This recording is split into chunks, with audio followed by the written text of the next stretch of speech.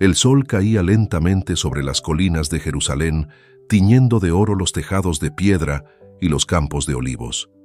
El murmullo de las oraciones se mezclaba con el canto de los pájaros, como si la tierra entera suspirara por algo que aún no había llegado. Era una época oscura en que el pueblo de Israel, sometido a Roma, mantenía encendida una sola esperanza: la promesa de Dios. Entre los muros de una casa modesta, dos ancianos vivían en silencio su cruz más amarga. Joaquín y Ana, descendientes de la casa de David, eran justos ante los ojos de Dios, irreprochables en la ley.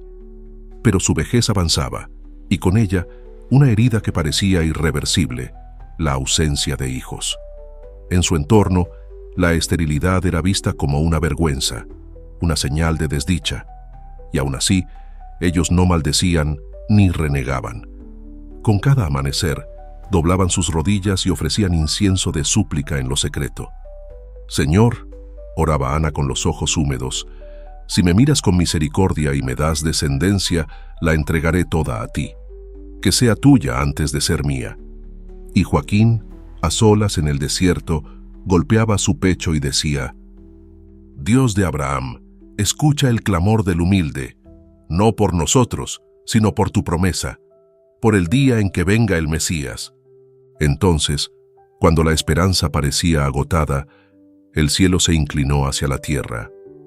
Una luz envolvió la estancia de Ana, y en medio de un resplandor inefable, se oyó la voz de un ángel: «Ana, el Altísimo ha escuchado tu oración. Concebirás una hija, y su nombre será María. De ella saldrá la salvación del mundo». En ese instante, lo eterno tocó lo humano, y en el vientre de una mujer estéril comenzó a latir el corazón más puro que jamás existiría.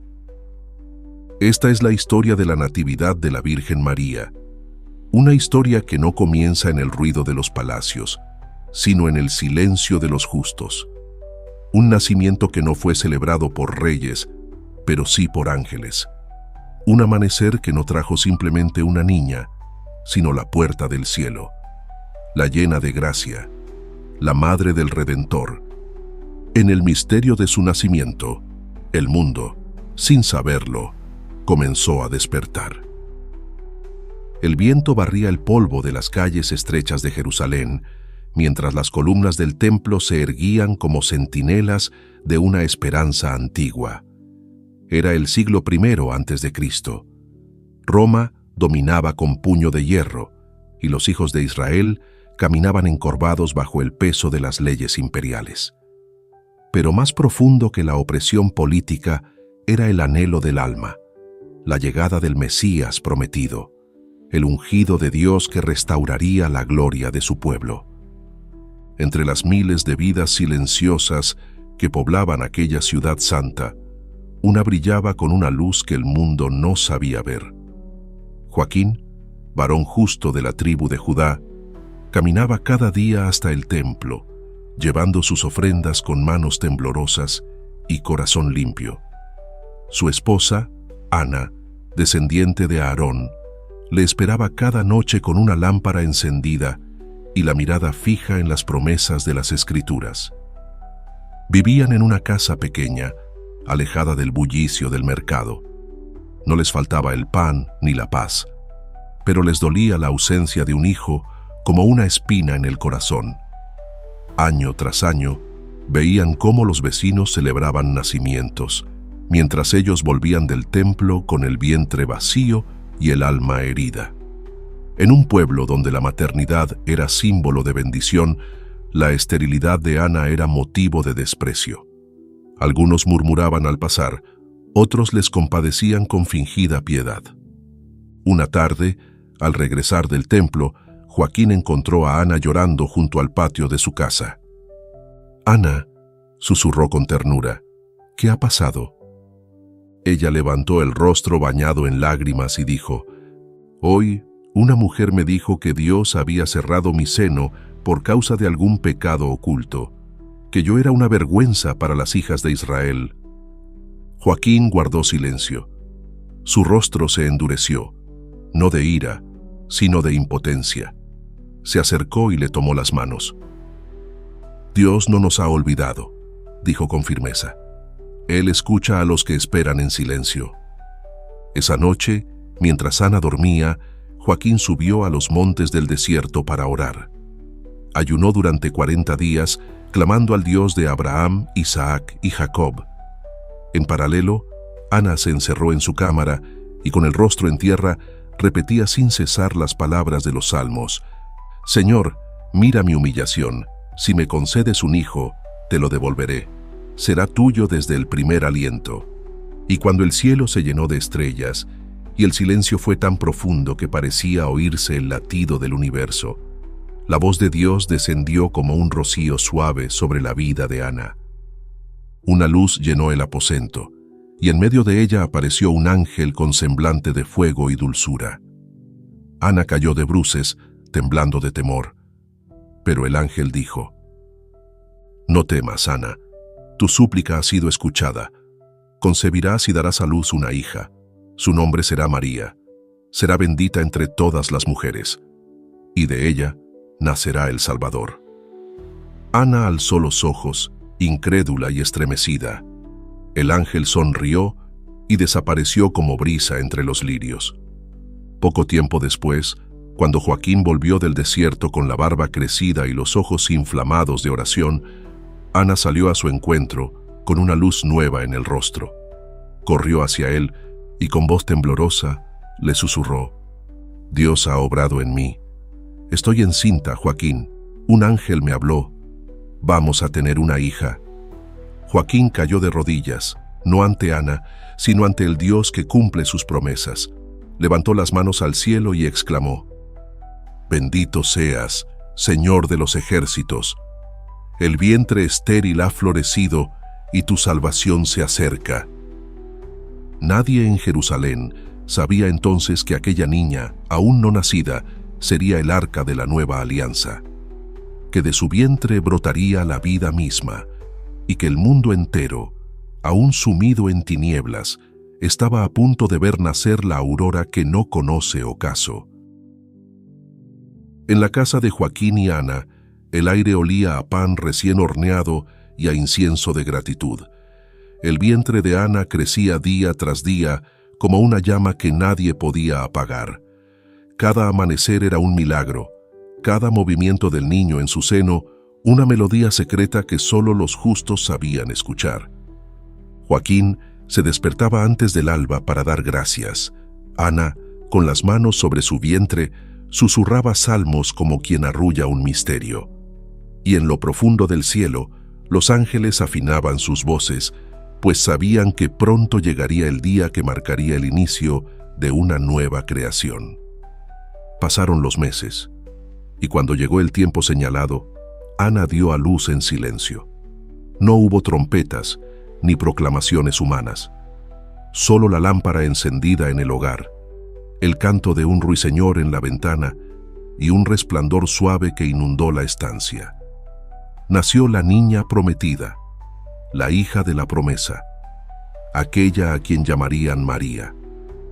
La tomó Ana entre sus brazos con una ternura indescriptible. Joaquín, de rodillas, lloraba en silencio.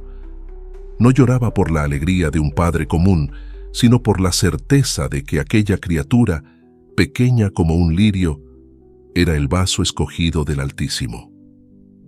«María», susurró Ana, «la llena de gracia». En el cielo, los ángeles exclamaron con júbilo: «Regocijaos, ha nacido la puerta del reino, la nueva Eva ha abierto los ojos». En la tierra, pocos supieron lo que había acontecido. Ningún sacerdote del templo, ningún escriba ni fariseo se enteró. Fue un nacimiento escondido, como un brote entre las grietas de una roca. Pero el cielo tembló. Los primeros años de María transcurrieron envueltos en pureza. Era una niña diferente, no por su sabiduría precoz o su belleza sin mancha, sino por la paz que habitaba en sus ojos. Desde que aprendió a balbucear, sus primeras palabras fueron oraciones. Desde que supo caminar, sus pasos la llevaban hacia los rincones más silenciosos, donde elevaba el alma a su Creador. Ana la observaba en silencio, a veces con lágrimas, a veces con una sonrisa serena. Joaquín decía con voz grave: «No es nuestra, la hemos recibido para devolverla». Sabían que su hija estaba consagrada a Dios desde antes de nacer. Lo habían prometido y lo cumplirían. Y aunque el corazón de una madre se resistiera a separarse de la carne de su carne, Ana guardaba su palabra como oro en vasija de barro. En cada gesto de María, las antiguas profecías brillaban como carbones encendidos. En su pureza, Isaías volvía a cantar: «He aquí que la Virgen concebirá». En su silencio, resonaban las palabras del Génesis: «Pondré enemistad entre la mujer y la serpiente». En su sonrisa, el Salmo proclamaba: «La hija del rey está vestida de esplendor». Así crecía María, como un olivo verde en la casa de los justos, una niña oculta a los ojos del mundo, pero conocida desde la eternidad. Aún no hablaba de Mesías, aún no comprendía su misión, pero en cada latido de su corazón se preparaba el sí que cambiaría la historia. Y mientras el mundo dormía, el cielo velaba, porque en aquel hogar humilde de Jerusalén, la redención ya tenía nombre, cuna y rostro. Mucho antes de que los astros fuesen fijados en el firmamento, antes de que el hombre respirara por vez primera el polvo modelado por Dios, ya la mirada divina se posaba sobre un alma escogida. María no fue un accidente de la historia, ni un recurso improvisado por la providencia. Fue pensada, deseada y predestinada. En ella, el plan eterno de la salvación comenzaba a tomar forma visible. Su nacimiento, humilde y sin estruendo, no fue solo el fruto del amor de dos ancianos justos, sino el cumplimiento de una cadena de milagros tejidos por la misericordia.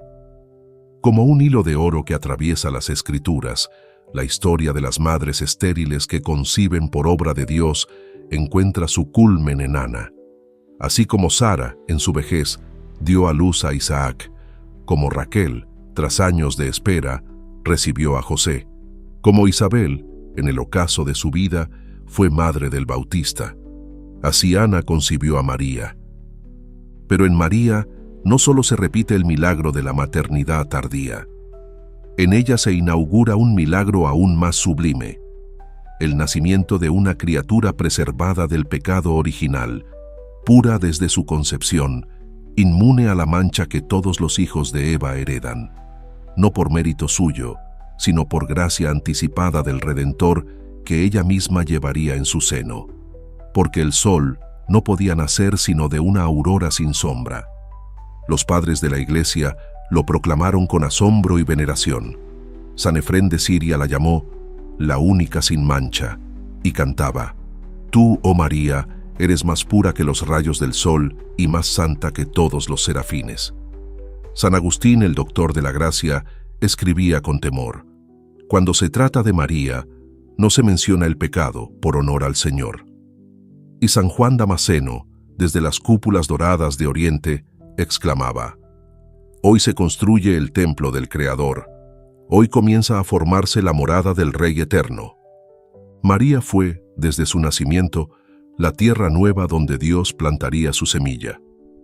Si Eva fue madre de los vivientes en el orden natural, María sería la madre de los redimidos. Si Eva abrió la puerta al exilio, María abriría la puerta del regreso. No hizo milagros aún, no pronunció profecías, no había concebido al Salvador, pero su sola existencia ya trastornaba el curso de la historia. Su alma era como un espejo sin mancha, donde Dios se miraba y encontraba reflejada su perfecta voluntad. El mundo, aún sin saberlo, comenzaba a cambiar. La antigua enemistad entre la mujer y la serpiente tenía ya un rostro, y en aquel rostro, aún infantil, brillaba una luz que no era suya, sino la del Verbo que la había creado pensando en redimirnos por ella. María fue la primera aurora, y su nacimiento la señal de que la noche estaba llegando a su fin. Pasaron los siglos, y el nombre de María nacido en silencio entre las piedras de Jerusalén, comenzó a resonar como un canto que no conoce ocaso. Los apóstoles, testigos del Verbo encarnado, comprendieron que su misión no se explicaba sin ella. Los primeros cristianos, perseguidos entre catacumbas y cenáculos ocultos, murmuraban su nombre en la oscuridad, como quien invoca a una madre en el umbral de la muerte. Y aunque su nacimiento no fue registrado por escribas ni proclamado por trompetas humanas, la memoria viva de los fieles no lo olvidó. Fue en Oriente, tierra de luces y vigilias, donde comenzó a celebrarse siglos después la natividad de la bienaventurada Virgen María, como se celebra el nacimiento de los profetas y los justos, porque ella no era cualquier hija de Israel, era la puerta por la cual Dios mismo pasaría. El 8 de septiembre, al final del verano, cuando la tierra da sus últimos frutos y la luz del día comienza a menguar, la Iglesia eligió recordar el amanecer más puro que ha conocido la historia. No fue casual. En la sabiduría litúrgica, los signos hablan. Si Cristo es el sol de justicia, su madre es la aurora que lo precede. Si Él es la vid verdadera, ella es el jardín cerrado, donde brotó sin espinas. Si Él es el Verbo hecho carne, ella es la carne hecha templo. En Bizancio, en Siria, en Palestina, los himnos de la liturgia bizantina cantaban con ternura. Hoy nace de Ana la alegría del mundo. Hoy comienza a brotar la salvación de los hombres. Y desde allí, la solemnidad cruzó las aguas del Mediterráneo y floreció también en Occidente, primero en Roma, luego en todo el orbe cristiano. La liturgia no conmemora solo un nacimiento, sino un umbral sagrado. Se abre el libro de los tiempos nuevos. María es el puente entre las promesas del Antiguo Testamento y su cumplimiento en el Nuevo. Celebrar su natividad es confesar que Dios cumple su palabra. Es rendirse ante la delicadeza con que el Creador prepara los detalles más grandes en lo más pequeño. Los santos, a lo largo de los siglos, comprendieron este misterio. San Alfonso María de Ligorio decía que cada día del mundo antes del nacimiento de María fue un día de espera, y cada día después de su nacimiento, un día de esperanza. San Bernardo la llamó estrella de la mañana, que anuncia el día sin fin. Porque así es ella, no el sol, sino su anuncio, no la luz plena, sino el resplandor que rompe la tiniebla. Y cuando la Iglesia canta su nacimiento, no se detiene en lo anecdótico ni en los detalles de la historia, sino que contempla el misterio de una niña cuya llegada estremeció al cielo y al infierno. Cada 8 de septiembre, cuando suena el canto de entrada en la misa, las campanas repiten lo que una vez susurró el ángel a Ana: concebirás una hija, y su nombre será María. Y el pueblo fiel, desde catedrales y aldeas, responde con un solo corazón: feliz cumpleaños, Madre nuestra. Porque en su nacimiento comenzó el camino del que nacería la vida. No hubo clarines ni procesiones cuando nació María. Ningún escriba anotó aquel día en los anales de los reyes, ni se movieron las legiones de Roma, ni tembló el trono de los poderosos.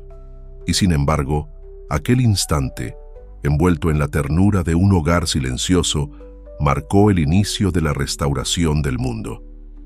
Porque con el nacimiento de María, Dios empezó a caminar hacia nosotros.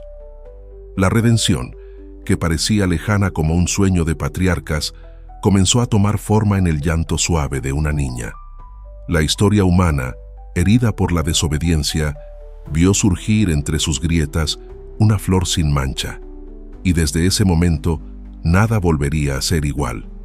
Toda su vida sería un sí en la carne, un sí en la voluntad, un sí en el alma, sí en el nacimiento, sí en la presentación, sí en la anunciación, sí en el Calvario.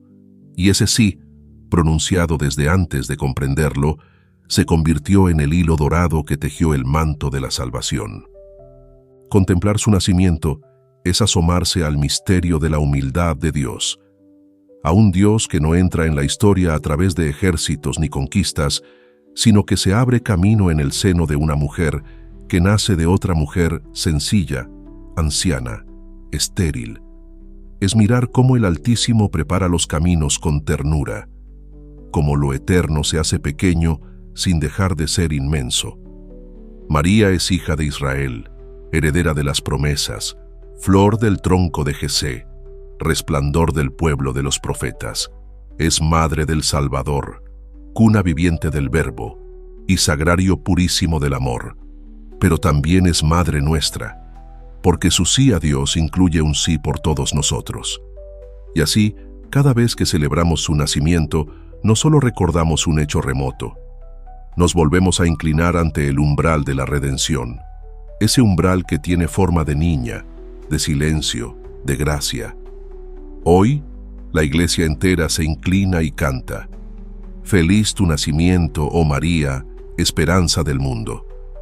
Y nuestros labios repiten, como hijos que nunca dejan de necesitar a su madre: «Santa María, Madre de Dios y Madre nuestra, ruega por nosotros».